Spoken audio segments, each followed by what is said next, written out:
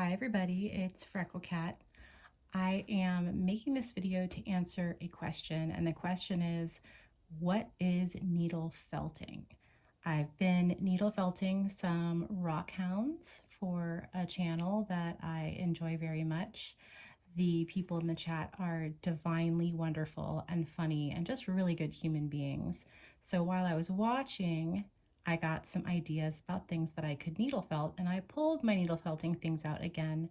I felt it for a long time and I put it away and bring it out, and each time I bring it out I learn something new.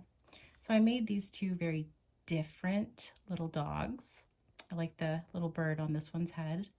And these were just made for fun. They're not made for an art show or anything. I'm just enjoying it. So what is needle felting? How did these shapes get created out of wool? Well, I'll start off with, this is actually how this little fella started, as a big puff of wool. And then I took my handy dandy needle felting needle. Needle felting needles are not sewing needles. They're not knitting, they're not crocheting. They actually have their own barbs on them, a lot like a fishing hook. And what happens when you take the wool itself and your goal is to shape it, you are going to be stabbing this needle into this wool over and over and over and over again. Needle felting is not for people who rush. If you are a rusher, this is probably not something that you want to get into. However, I have had great success teaching it to children over the age of 8. I've also done classes for intellectually delayed adults who absolutely loved it. When you get a needle felting kit, the basic things that you get are a needle felting pad, which has some thickness to it. Mine is wool. You are going to get your needle felting needles. To start off with, all you need to know is that the needles have barbs on them, and as you become more of a felter, you will probably start using different widths of needles. You also come with these, and you may think, oh, I'm a grown-up, I can handle needles without stabbing myself. No, you can't. Just no, you can't. Don't try. Whatever fingers are going to be holding the wool, you want to make sure that they're covered. If you don't have these, go take some garden gloves, wrap some duct tape around the fingers, cut the fingers off, and stick them on, and you'll be safe. So I'll just start off with this little dog. This little dog came from this wool, and this is really coarse wool. When I say coarse, that means that this wool also has barbs in it, and this needle and this wool work together to create a compact shape by the barbs sticking to themselves. Just like when you accidentally shrink something that's made of wool, you get a much thicker, harder substance, and that substance is the same thing that as we're making right now. Yeah. So you can also get these little shapes. These shapes are great, especially if I know I'm going to be making a dog, because I can make some great dog shapes out of these. These are a wonderful guide if you are going to be felting with children, or you're just beginning to learn how to felt. So what I'm doing is I'm laying the fibers on top of each other. There's always a crisscross pattern because you want to make sure that when you start felting that you can really get that needle in there. So what you see me doing right now is I'm kind of tucking it into this circular shape. These are great because if you have to make lots of things that are the same size, then here you go. You can pick your size out. This is my favorite part of needle felting, and it's the sound.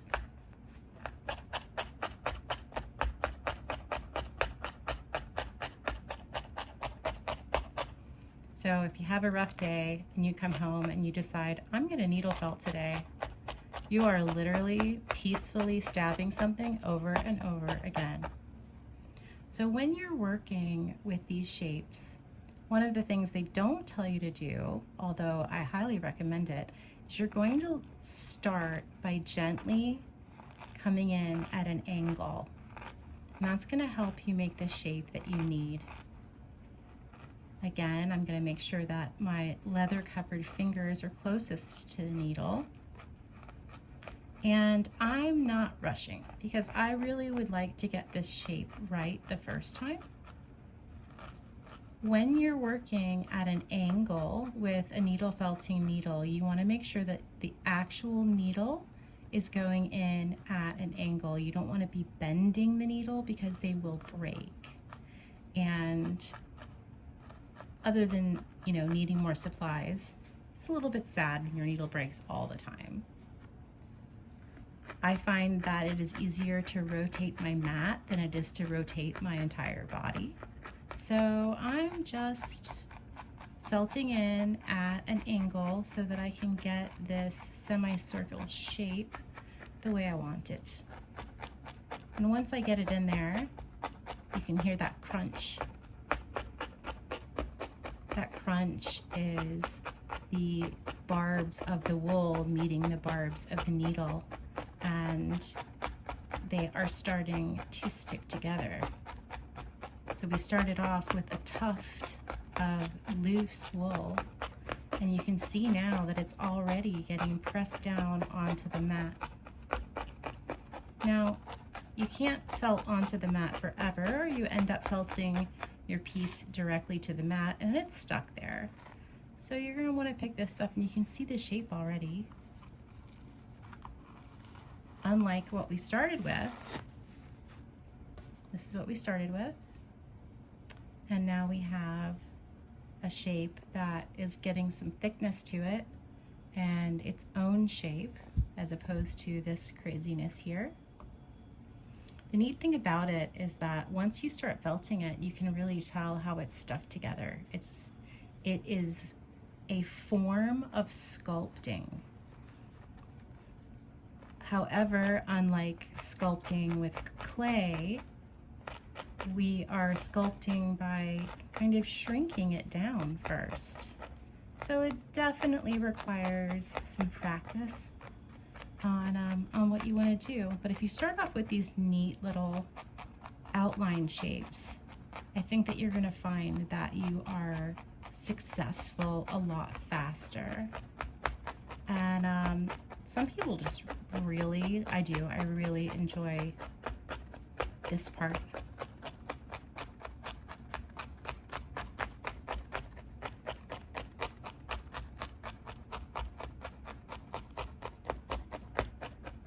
The more you felt, the thicker your piece, or the denser your piece will become. And what's happening is, as I felt, the air pockets between the fibers are disappearing. So it's becoming literally like its own piece of fabric. It's no longer a loose bunch of fibers. It is becoming its own contained piece, which is a nice way. Like I said, I've been making little dogs, all kinds of different dogs. I've been making dogs for people who love birds. I've been making dogs for people who are amazing cheerleaders. I've been making dogs for people who spend a great deal of time showing the world what cactuses are able to do. So super diverse group of people. So it's neat to watch their channels and become inspired and see, hey, what kind of creature can I make that might represent this person in some way? Oddly enough, I have not done my own yet, but that's something that's going to happen for sure.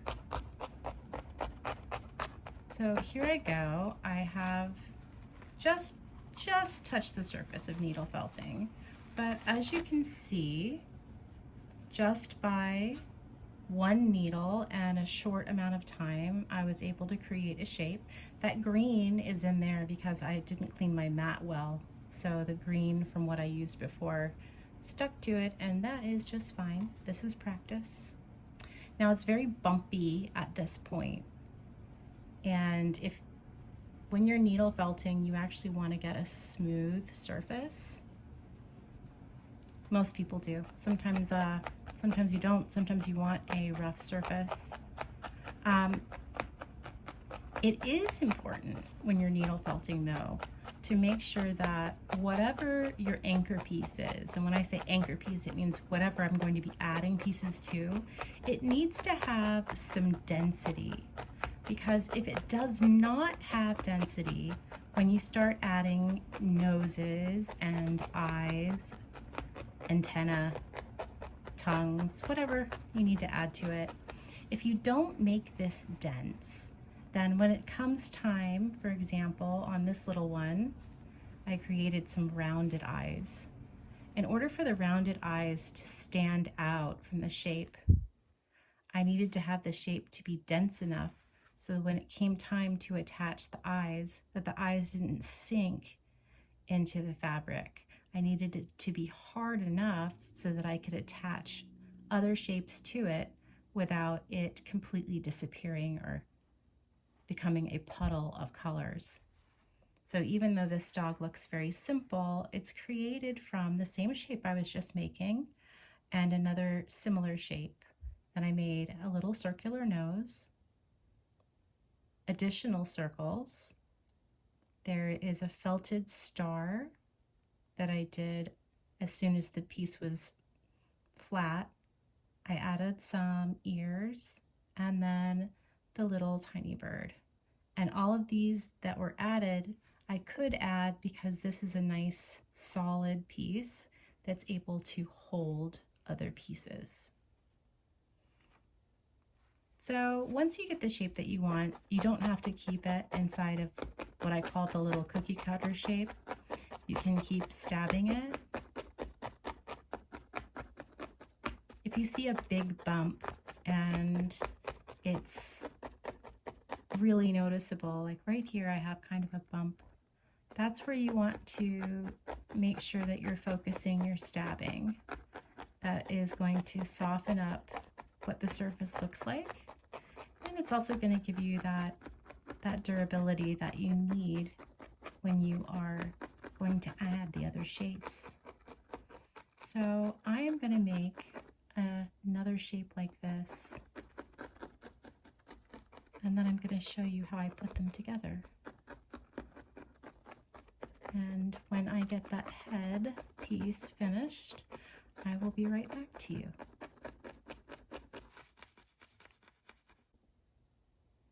I have this shape. I'm pretty happy with it. I am going to felt it more later, but right now it is definitely thick enough for me to use.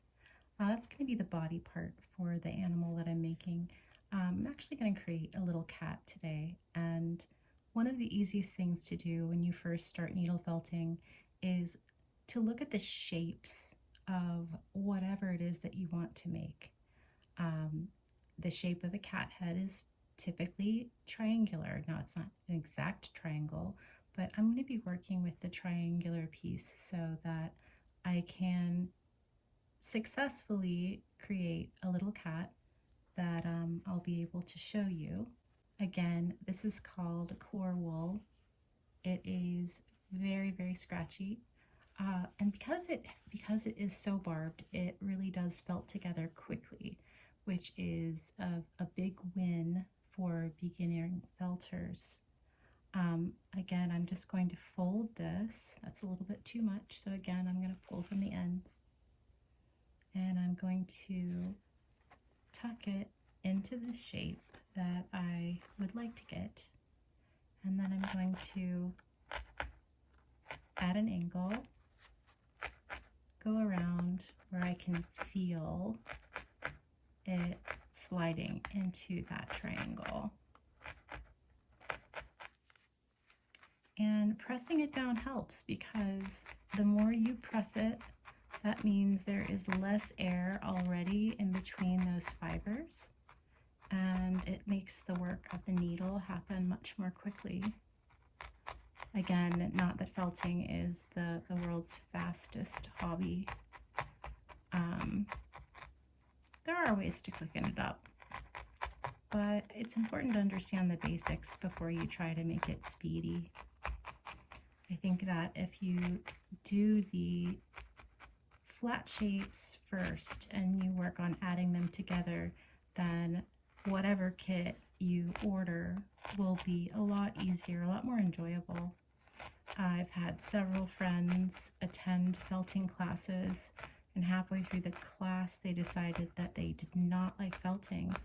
And when I asked them why, a large part of the reason was either they were stabbing themselves, and again I need to use my right fingers, or they started off with a three-dimensional shape and they found it really hard to hold, and really hard to get it into, for example, a tube or a ball on that first try, which is understandable.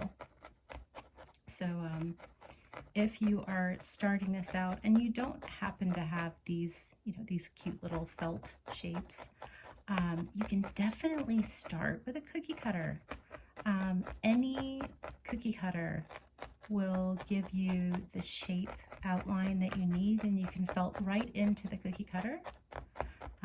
Your cookie cutter is not going to be bothered at all by a barbed needle, and you can have a lot of fun with it. You can create a lot of really fun shapes, which a lot of felted toys are really popular for families who want their children to have a lot of creativity, but maybe not a lot of plastic. So little felt shapes can go a great way to be puppets, or to be, little animals that hide inside of doll houses, or even just little flat shapes that you send in a greeting card. So again, here I have been felting directly into this triangle shape. This triangle shape is going to be the head of a little cat that I'm going to do. I did say felt it at an angle, and of course I'm talking, so I'm not following my own advice, but I do need to pick this up so it's not felted forever to my mat.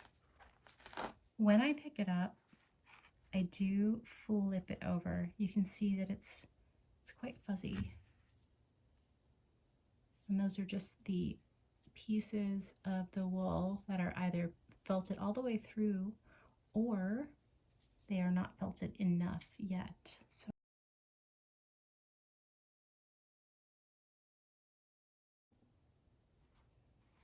So I have taken the shapes that I created using my little outline.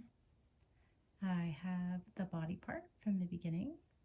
I have the triangle, and then I have two additional triangles that I've created to be ears. This is going to be a very, very bonkers animal, so I wanted to make sure it had nice big ears to give it personality. Then what I did is I turned it over. All of the loose fabric that I left at the bottom of each shape is what I am using to connect these pieces. There is no glue. You just stab the loose fibers into the piece below it.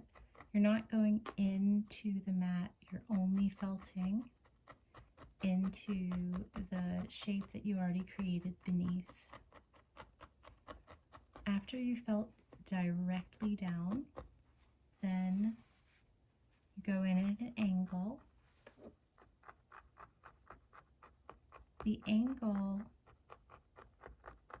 in one direction, and then you angle it in the opposite direction, gives you a nice secure base, so that once your character is complete, my ear's a little wonky. This is a great thing about felting, is that once you realize something is out of line, you just kind of stretch it because it's not fully secure yet. I want the ear to be taller. So I pulled it up. I'm going to go back and felt some more. So as I was saying, this particular creation is going to be a very silly, slightly crazy cat. And it will also be a pin. I will attach a piece to the back of it so that it can be worn. Or someone can turn it into a magnet. Don't know yet. But it is a crazy cat. And because it's a crazy cat, I wanted to have some oversized ears. In fact, a lot of the pieces on it may be oversized. But right now I have a little head and ears and a body, and that gives me something to work with. Now I need to make sure that this part and this part are nice and firm, so when I pinch them, it shouldn't reduce the size very much. And this is what you can do with needle felting. You can create all sorts of different shapes and all sorts of different ideas. Definitely you can go outside of creating cats and dogs. You can create mushrooms, you can create non-living things. I've created so many different things over time. So here is the little cat. I am going to get some colored roving. I'm going to give it some pretty large eyes and a big nose right in the middle of its face. And then I'm going to add some stripes to it. I am going to do that off camera, but I do want you to know that at this step is where we start using that really thin fiber.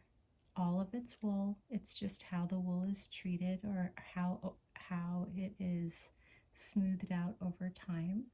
I have some black. The black is going to be for the nose. And then I also have some dark brown that I am going to use.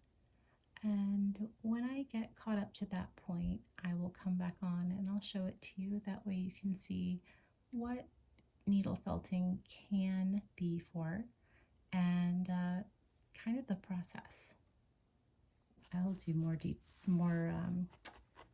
detailed videos later if it seems like something people need.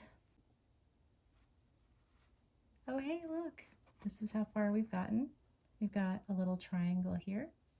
We've got our base here.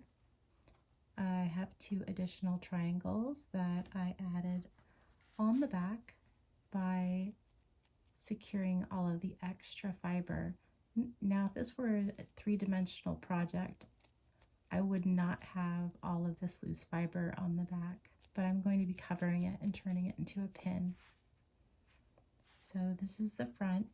Now, one of the things that I can't stress enough is that if you are going to be making a face shape or even a belly shape, you want to make sure that your original structure is nice and firm. When I squeeze this, even if I squeeze it hard, it holds its shape. And this is important because I want to add some pretty crazy eyes here. In order to do that, I need something firm to hold those shapes. So what I'm doing right now is I am poking in a circle because I'm going to need to have some circular areas to hold some more fiber. And if you create the indentation, it's going to make your eyes look a lot nicer. It's not, and they're not going to disappear into your project. They're not going to start hiding from you.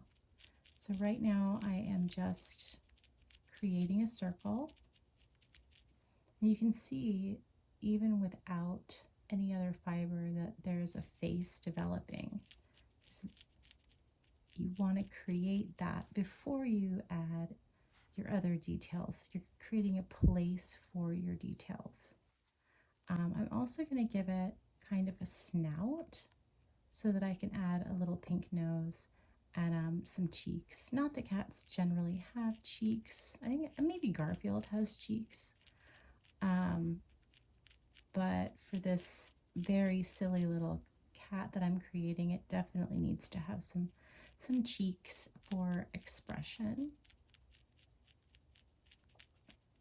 And because this is just me showing the general populace what the heck needle felting is, I don't need to go into all of it. So this is the end result, at least for tonight, of my what the heck is felting anyway. So needle felting is taking a big fluff, your imagination, a very barbed needle, and taking your time and creating a dimensional shape that is firm, that can be held, and its ears aren't going to fall off. And over time you can create expressions. You can even do non-face things like a cactus or flowers or abstract art. So this is the little guy for today. What I showed you was how to create the main shape, an additional shape. So it was triangle, triangle, triangle, triangle. And then when I finished that, it was deep enough and strong enough for me to add holes for the eyes to be set into. I put white down first, and then I put black on top of the white. Then I added 2 little white dots. I didn't want to add additional colors today because I just wanted to show you the basics. So I gave it a little white nose and a little black snout. There are a lot of other details that I could add.